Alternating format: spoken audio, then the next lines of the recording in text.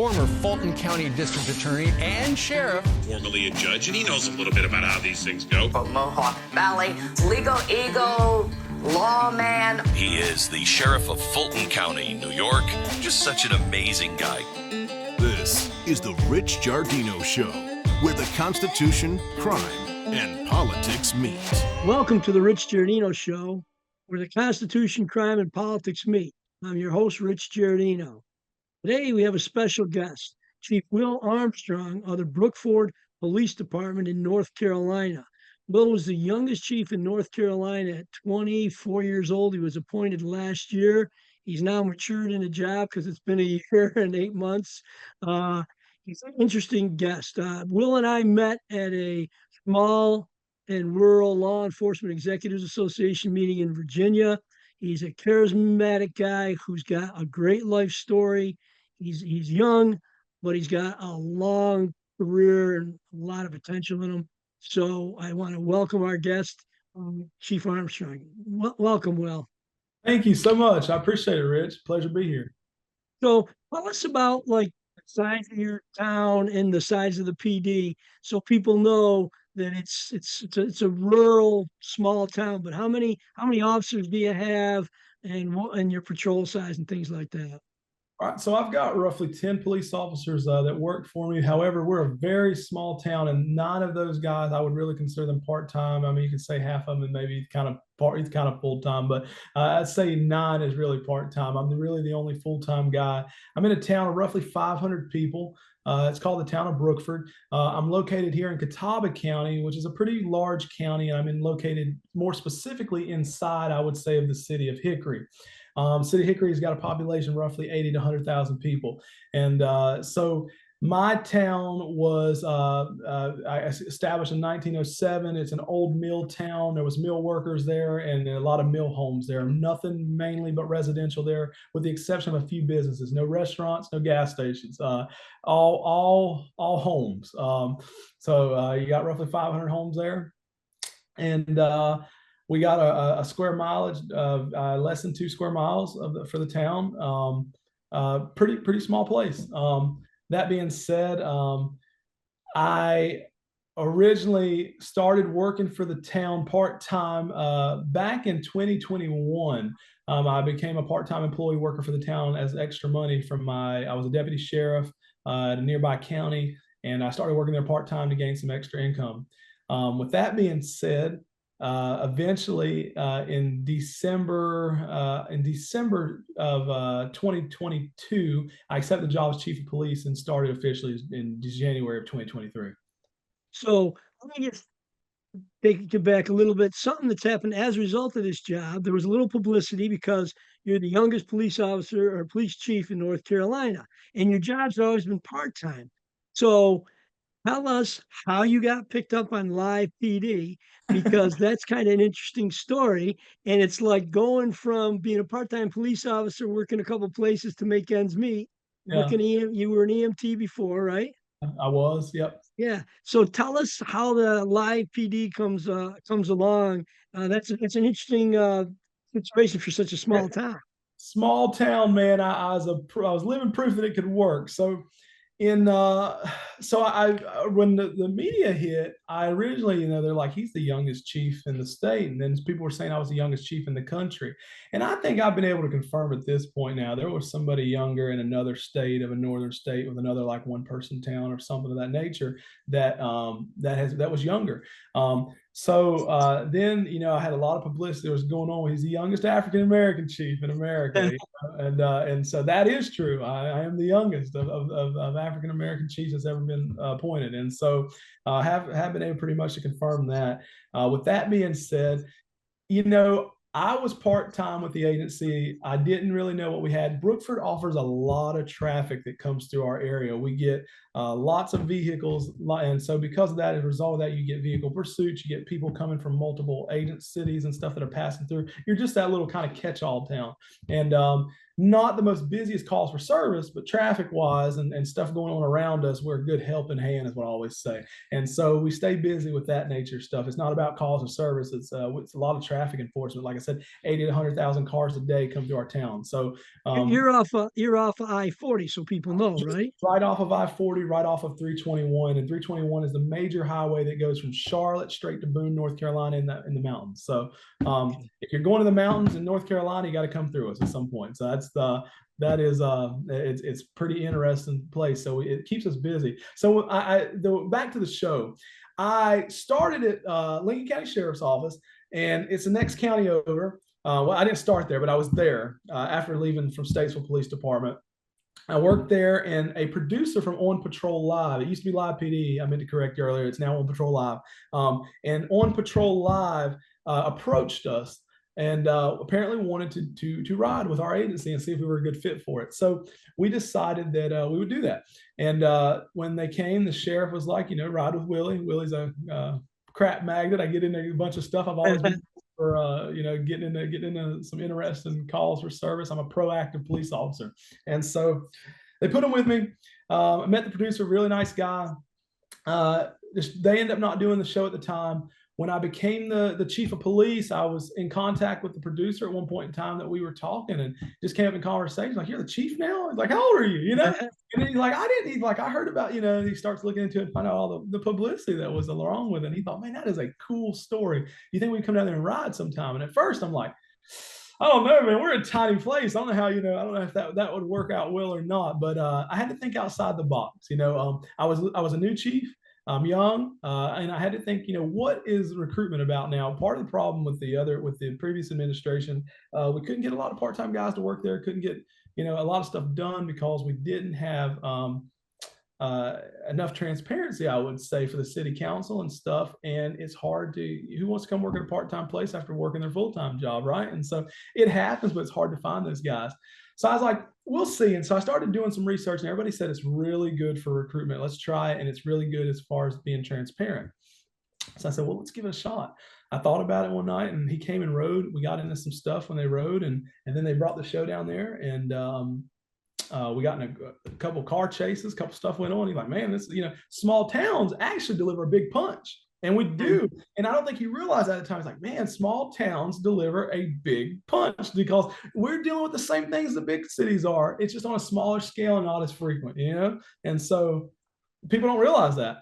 And so people seeing that with an eye opener for our city council, huge eye opener. They were like, man, I never knew that you guys dealt with so much. Never knew that much stuff was going on in Brookford or whatever. So it made it easier to justify things that were really lacking in the agency that we needed as far as money or pay raises or stuff that they couldn't give these guys. Now the city council was so transparent about seeing this stuff because they're, hey, they don't have to question. Everybody wants to know, where are my tax dollars going, right?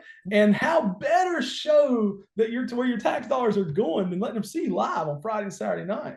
And so even at the time you took over, not everybody had a vest unless they had it from another job, right? They did not. They didn't have a vest. They had 2 patrol cars that they ran hot till the wheels fall off. They had no radio. We had 1 radio. You had no computers in the car. Everything was handwritten. So I thought I wasn't in the 90s when I was doing it. In 2021, I was still handwriting reports, man. And so I can do a handwritten report just like the old school guys did. I was handwriting rec reports. I'm talking about drawing it out with a sketch and stuff. And it was very, very wild, man, to experience that in this new age. But I've been there and been able to do it. But in the time I was there part-time, I originally started with the chief, and I was doing a little bit of everything. I started off with background investigation. Well, I started off on patrol, then I was doing background investigation, then administrative stuff. Then I kind of bounced back to helping out with community engagement. Then I bounced back to doing some other stuff for the agency. But where I really found my niche was administration. I mean, I've always been pretty decent with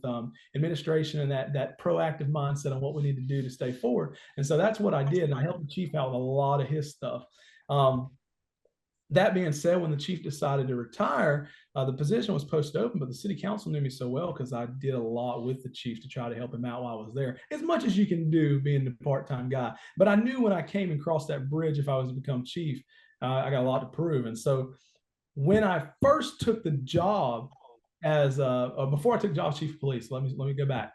while I was there part-time, I wasn't going to put in for the job. People kept coming up to me around the town and saying, Willie, you can put in for that job? Like, no, I'm 24 years old. Ain't going to pick me in this job. You know what I mean? And everybody's like, Willie, you need to put in for that job. And I'm like, I am 24. Like, it doesn't matter. It's a small town, you know, and you got a good charisma and personality about you. You can do this if you really want to. They said, I believe in you. And I had a couple city council members even say that. Like, you need to at least apply yourself. You have an opportunity. You have a shot at this. You have, being young is one thing, but you're young and you seem to offer a lot of wisdom at your age is what they were saying. They called it old wisdom. And they thought, you can do this. You need to think about it. And so last week for the posting close, sitting back and talking about it, my wife, and I'm like, I don't know. I think I'm going to try it. And I did.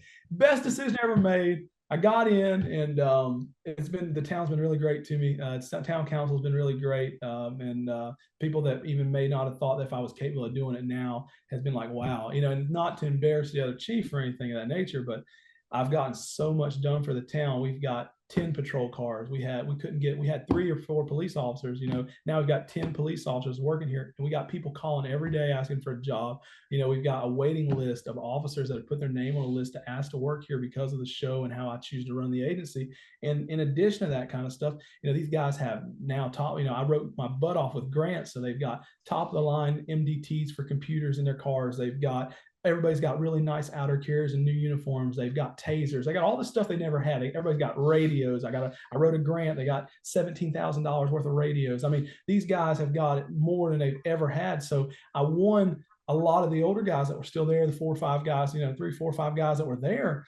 They seen where we started and they seen where we've ended up at now. And they came to like, man, he's busted his butt. And I did that because I knew I had something to prove. I'm like, man, I knew they're going to give me a hard time. He's a young guy and he's going to think he comes in and knows everything. And I'm not that way at all. I'm a very humble individual. I don't think I'm any better than anybody else. I tell people all the time, even a blind squirrel gets a nut. Yeah. Broken clock is right twice a day. But Will and I met at the small rural chief executive law enforcement association. One thing's important about that is people don't understand that 70% of the agencies in this country are 25 sworn officers or less, and they cover a large chunk of this 70% of this country. And then when you say you go up to 50 officers and less, 90% of the agencies are 50 officers and less. And there's a lot of we have part-time deputies with us. There's a lot of agencies, a lot of municipalities don't have part-time, but a lot of the sheriff's offices and small village and towns do. And one of the things that is infectious about you is your charisma and your energy, and that comes with being youth. So tell us this. You're in North Carolina, you're in a predominantly white community, it's small. You're an African American or black male. What do you prefer? Because every time I talk to somebody of color, they say to me, call me African American, call me black. What do you prefer? I don't care. I'm black. I'm African American. I'm whatever they want to call me. It depends on the day. I'm everything. I've been called worse, but I'm black. Yeah. I'm black. People ask, what are you? I'm black. I said, so I mean, that's my nationality. I'm black. And I mean, that's what I usually identify as. When I check off on a box, I'm black, or African American, but it doesn't matter. So was there any resistance by either the council, the other police officers, and I don't want to get into bringing up scabs, but was there any resistance from the community or anyone, this young know-it-all, he's only getting a job because he's a black kid, da-da-da-da-da? Oh, yeah, absolutely. Absolutely. I heard that from a couple people. I heard that from some people. Even you really learn who your friends are and what people think about you when you start doing better than somebody else. You don't know how you ever wonder what you mean to somebody. Start doing better than them and see how they treat you, because that's what I've learned now. It's I had 2 city council members, they were on the fence about me because of the age. It was the age. You can't do it. Everybody thinks because you're young, you really can't do anything. And it really is aggravating to see that, because not anything mean about it, but just because you're young doesn't always mean it. People are different. I've got an old soul. In my time, most of the time I deal with somebody, people think I'm 30 or 40 years old because the way I present myself, the way I talk, the way that I handle myself. But the reason being is because I grew up in a very rough childhood. I want to get into that. I want to get into that in a minute. Okay. But you did get some resistance a little bit, and then you had to prove yourself, and you had to prove yourself on your merits. And now you've had a year, and I want to step back to police live. What do you call it now? What's the On Patrol Live? on Patrol Live, and that's with Dan Abrams, who Yeah. everyone, a lot of us know Dan Abrams. So what nights can people watch you guys on PD Live, or does it rotate, or how does that work? It's on Friday and Saturday nights. We run from 8 to midnight, and you can see our officers live. You see, we're usually riding with me live. If I'm not there, sometimes I'm in the studio when I'm up there. So it can be either or. But it's from 8 to midnight every weekend. We because of our size are kind of small. So what we decided to do is we just kind of fill in. So when an agency needs a break, like there's an officer involved shooting, or they just need a break, or they're tired of the cameras, they send them our way for a little while, and we keep them entertained for a little bit, because it would burn our guys out, especially my part-time guys, out over and over again if they stayed frequently. However, for the last 2 months, we have been on that show nonstop. So we've been filming every weekend for the last 2 months, and I will be on there again this weekend. So people don't know this. You keep saying small town, small town. In the last 2 weeks, you've had a missing child. yeah, Then calls for all hands on deck, and yeah, then you had a barricaded subject, yeah, you yeah, know, and so you're a small town, but you're a busy as hell yeah, small town. yeah. What's the tax base? If there's no businesses, what drives your tax base? I mean, when It's you ask for these things, all property tax, and our property tax is what gets us through, and it's not very much at all. I mean, it's just barely livable. A lot of people think that they're surprised that I'm able to make the department run on the budget that we have, and we're struggling. We've been trying to annex a lot lately, and we're dealing with another city, a city of Hickory, big city near us. And in my role, I act also as the assistant town manager. So that's the way that we're set up. So with that being said, I've been pushing along with a couple other the new city council members about growth, but we keep getting wall blocked pretty much because of our big city that has annexed everything in through legislation 20 years ago. That being said, we can't even really up our tax base right now, because even if we try to satellite annex, that's, the way the law is written is the other city that's closer to you gets first dibs. And we literally had the city of Hickory has drawn this line that goes completely around the town of Brookford, and then they've now closed in on Brookford. And so now they're closer to everything, because we got to go through them pretty much to get where we got to go, for the most part. I would say there's a couple unincorporated areas of the county, but we're just not, we're having a hard time with that. So that's a battle that we've been fighting, and we really want to work better with them, but it's just we haven't gotten anywhere yet. So you said tax base is low, and we make it. We make it get by. They said the previous police chief 20 years ago, his name was Bruce Warren, probably 30 years ago. And he was before a couple of chiefs, and they said that chief alone used to take people to jail in a milk crate in the back of a van. So that's buy his own cars. So this is 30 years ago, that shows you what you were dealing with then. And now we're nowhere in that predicament, but we still struggle. It's a very hard mission for a small department. You did say something interesting. You know who your friends are. I'll tell you something I was taught by my first boss, my second boss. My second boss, he said, and we're a hunting country, we're in the Adirondacks. He goes, the bigger the buck, the more people shooting at it.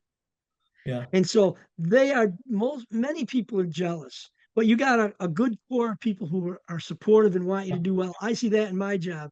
I get it's even internally once in a while. It's like, oh, you're doing a podcast, or oh, you're doing a press conference. Or I said, you don't understand. I do that because I'm the face of the department, That's right. and they relate the sheriff department with the sheriff. So I do it so people know what we're doing. How good we just got a commendation to one of our guys who stopped a family that didn't speak English, who had a non-responsive, unconscious infant. They had out in the sun all day at the beach. They didn't know where they were. They were trying to find a hospital. They broadcast the car. He stopped them. He on his body cam. He did the CPR. He did CPR back pats for an infant. 10 times nothing, another 10 times the baby started breathing and came around. And the doctor said he saved that child. So the Board of Supervisors, our governing body, gave him a proclamation. I gave him a commendation.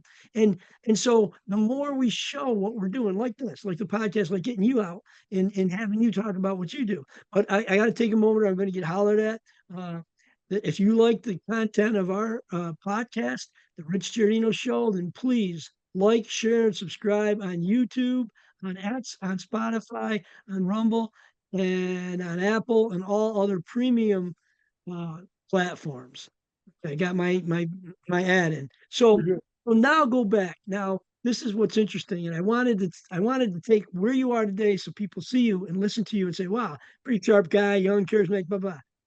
Tell us, Yogi Berra used to say, when you come to the fork in the road, take it. Everyone else said, took the right fork. He would say, take it. So tell us what your upbringing was like so they know that your story is one of overcoming adversity, one of you had choices in life where you could have ended up a lot different. You could have ended up in the back of the patrol car instead of in the front of the patrol car.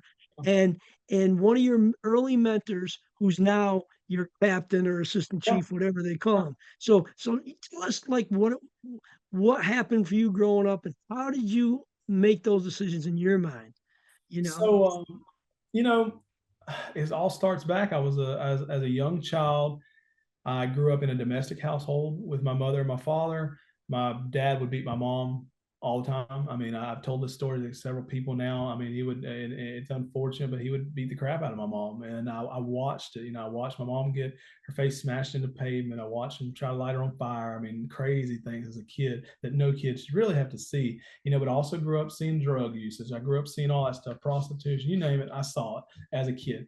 5 years old, I knew what drugs were. I knew, you know, I had very good knowledge of that kind of stuff. And I grew up, you know, even in my later on in life, you know, being homeless, and we bounced around from house to house, could never have our head over. And then I was in foster care several times, foster care group homes, not because of anything wrong, but just because my you know, as far as not by choice because I did anything wrong, but I'm saying on my parents' side, just they couldn't get their stuff together, and it was just unfortunate. And so I was in that foster care and group homes, and when I was home, it was just a wild life. And you know, I could have went either way. I tell people all the time, you go one way and you'd be a product of reproduction, right? Or you go another way, you decide to make your own life, your own choices on what you want to do. And as a young kid, the only thing that was really kind of consistent that I liked to do as a kid when I was out of foster care is I would go skating. 5 years old, I met a guy named Ray Ollis, and Ray was my cat. He's now my captain. It's a small world, but what happened was he would see me on and off. And when I was 12 and 13, I'd be back home for a little bit because I was out of foster care. My mom would do what she had to do, get me out of the system. She'd be clean for a while. My dad would be away from her. Things would be good. And then I'd go back and he'd see me again. And then finally got older, about 15 or 16. I knew at the age of 5 and 6 years old that I wanted to be a police officer because when anybody would come in and help, it was always the police. You know, when my dad would beat the crap out of my mom or something bad would happen and we're hiding and needed help, we're always looking for the police. And the police were the good guys. They were the ones that showed up and took them to jail or made sure that we were safe or got us in a domestic violence shelter for the night or whatever the case was. It was the police. And I never forgot that. And I knew in the blue lights, you know, I remember seeing the blue lights flash and thinking, man, that's something I want to do one day, and never knew if I was going to do it or not, you know, but I always hoped that would be what I would do. So when I got older, I started talking to Ray about it, and we finally exchanged numbers probably about 16 or 17. I told him, I said, you know, and then maybe when the time came about 18, 19, I said, hey, I want to be a police officer, you know, and he's like, are you crazy? That's the first words. He said, are you crazy? He said, no, man, go do something better than this. He said, man, it's a mess out here. He said, it's not getting no better. And I said, no, man, I really want to. I said, I told you, I've been telling him my whole life. I go, you know, I really want to, because I remember he would tell me, you know, tell his story. I'd be 5 years old, pulling his pant leg at the skating ring, skating up to him. I want to do what you do, you know, that kind of stuff. To go be full circle and now be in law enforcement, let alone be the police chief, is huge because you just never know where life's going to take you. You never know the impact you make on someone. And he didn't know that meant that relationship was going to make that much of an impact on me, but it did. And because of all the stuff I saw growing up and being homeless and stuff, I grew up really quick. I grew up very quick and became very mature very early on because I knew so much stuff early on. And for some reason in my life, I did not want to end up where my parents were. I loved them to death, you know, because those are your parents. Didn't want to end up like they were. I couldn't do it. And, you know, now going, you know, I at 18, you know, as soon as I could, I became an EMT. I wanted to do something as a first responder to hold my spot till I could turn. In North Carolina, you could be a police officer at 20. And so at 20 years old, as soon as I could be 20 years old, before I was 20 years old, I was already going through the academy, getting ready to swear in on my 20th. So at 18, I became an EMT, started working EMS, did some other stuff. security stuff while working EMS, and I tried to keep myself busy, something to keep me motivated when I could turn 20 to be a police officer. And so as that approached, I was 19 and a half, you can start going through the academy. So I'm going through, here I go. And I started doing what I had to do. And it's just helped me. It really has. People ask me all the time, like I was talking about earlier, sometimes people don't think I'm the age I am. And it's because I've had so much life experience. And if people would take that into consideration, it's hard to say that to somebody, because people think just because you're young, they'll hear the things, well, your brain's not developed and this is going on, that's going on, that all makes sense. But this is, in today's society, man, in today's world, kids grow up a lot faster. I grew up way faster because stuff I had to deal with.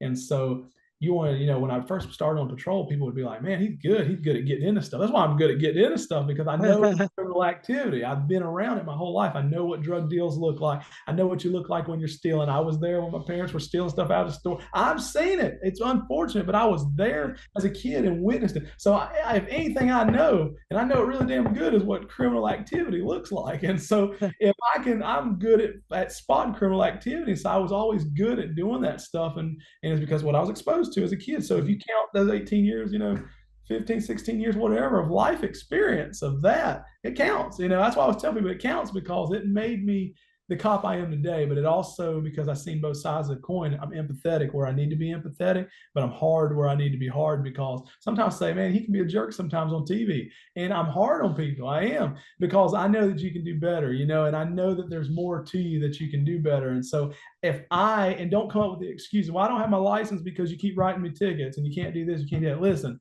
at 15 and 16 years old, I was riding, or as soon as I was 16, I could ride a moped. I rode a moped to the time I was, 17, 18 years old, and drove back and forth, working at a freaking 14. I was doing that and going back and forth to McDonald's to go to work. In the rain, sleet, or snow. I was homeschooled my last couple of years. Got to take care of my parents. It was that bad. The stuff was going on, and so I was driving back and forth on a moped. Okay. And if I can do that and suck it up and do what was legal, right, until I could do something what I had to do, ride a moped, whatever the case is. I knew I didn't have a license. I had to do what I had to do.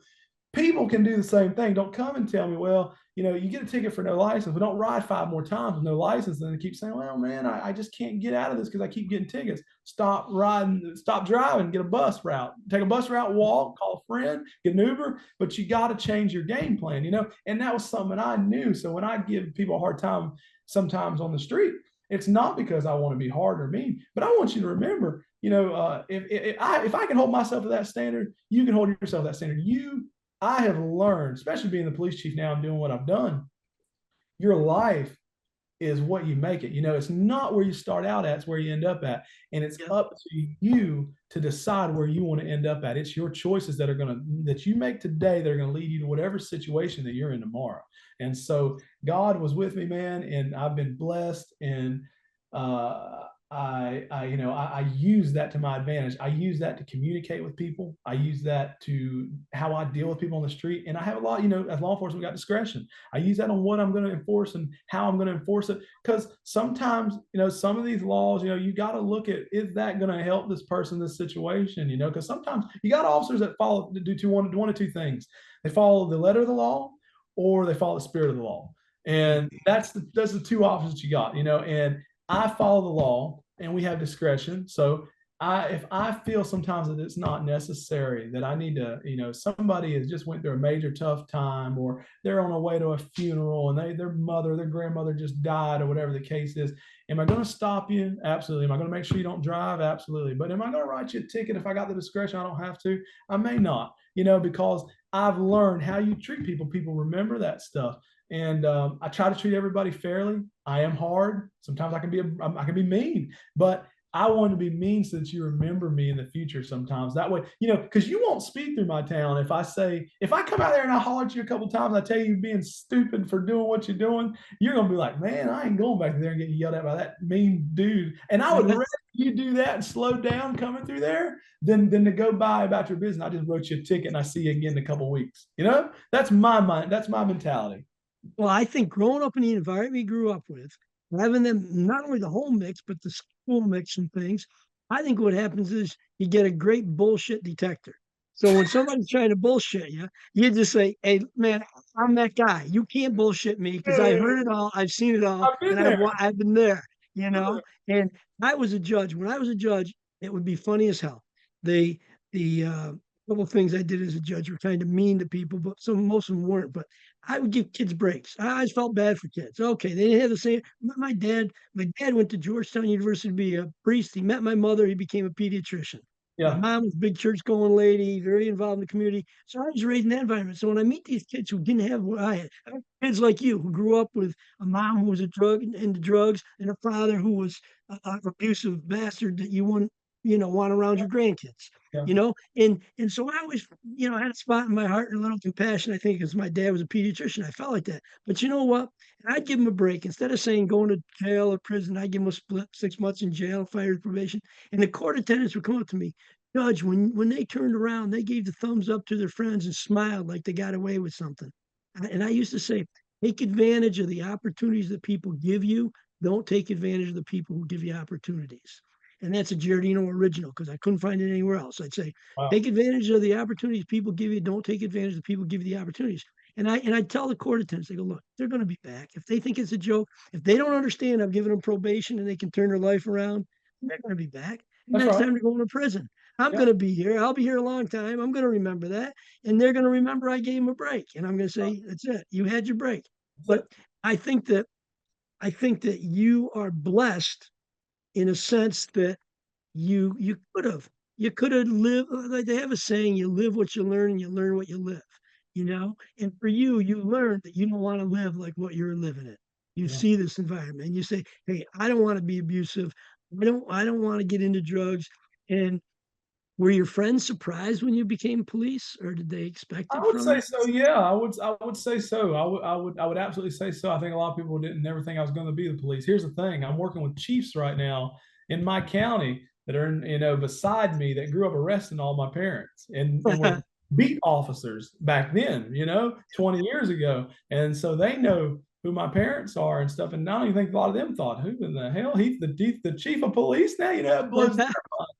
And because of that, you come in really with two aspects. One, he's young. Two, he's on the television show. He's doing the TV thing. And then three, look at where he came from and his family stuff. Now, some people that's admirable, right? But you're always going to have the haters in there too. It doesn't matter. Yeah. You're always going to have haters in there. So I've learned to take the good with the bad. I just be me, man, and I'm happy either way. So I find the haters, a lot of them, it's because I've had situations where people had nothing to do with their family, then their family dies of a drug overdose or something else, and then all of a sudden I'm the bad guy because we didn't arrest somebody, yeah, or they look, then they in their mind they reconstructed as to how good and close they were when they disowned the person, and then all of a sudden they come back. So there's a lot of the I've when I was a judge, I didn't feel that much hate. In this job, I do feel hate. Sometimes it's from the people who don't get promotions and their yeah, family. Other times it's whatever. But I've been real lucky. I'm one of the, in my state, I'm the only person who's been an elected DA, an elected sheriff, an elected judge, and wow. and we couldn't find anyone else in the country. And for me, it's like I like to give back, but I got ADHD real bad, so I can't hold it. I can't hold one job for too Well, long because I want to move on and do that's something it. different. Hey, man, I Like, get where you're coming yeah. from. I want to thank you very much, Will, for Chief Armstrong, for taking the time to be on with us. I really appreciate it. I'm glad we both went to that seminar. I think I'm one of those that I have a lot of hopes for you, and I think the message you can tell us the message to the kids today because I think you can say it better than me. But tell us, I try to tell kids, look, you screw up one time, as long as it's not hurting somebody or sex abuse, you can turn your life around and you got a future. But you tell us in your own words, what message would you tell another young kid who came from a bad environment? I tell any kid, and I've told multiple kids now that I go out. And I speak now and do a lot of speaking at schools and alternative schools and stuff like that I've done now. And I tell them, I say, look, same thing I've kind of told you.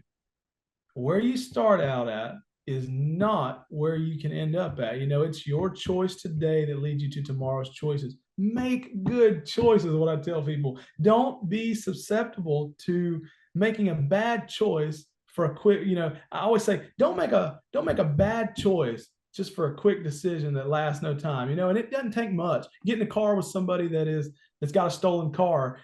Hang out with a guy that's got a unregistered gun or some gun that he's not supposed to have on him. It doesn't take much. But think about the people that you hang out with. And I always tell people this, and it's worked for me. Because of that, I've stayed out of a lot of trouble. I've always surrounded myself with people that I always say, surround yourself by people who want to support you and do good things for you. Surround yourself by like-minded people. Surround yourself by people that you aspire to be like. And that's what I've done even as a young man.